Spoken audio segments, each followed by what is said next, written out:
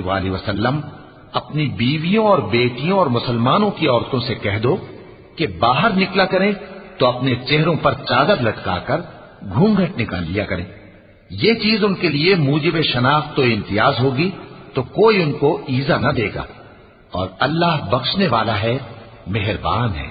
अगर मुनाफिक और वो लोग जिनके दिलों में रोग है और जो मदीने के शहर में बुरी बुरी खबरें उड़ाया करते हैं अपनी हरकतों से बाज न आएंगे, तो हम तुमको उनके पीछे लगा देंगे, फिर वो तुम्हारे पड़ोस में न रह सकेंगे मगर थोड़े दिन, वो भी फिटकारे हुए, जहां पाए गए पकड़े गए और जान से मार डाले गए।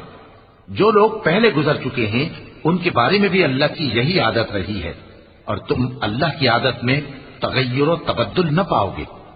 लोग तुमसे क़यामत की निस्बत दरियाफ्त करते हैं कि कब आएगी। कह दो कि उसका इल्म अल्लाह ही को है, और तुम्हें क्या पता, हो सकता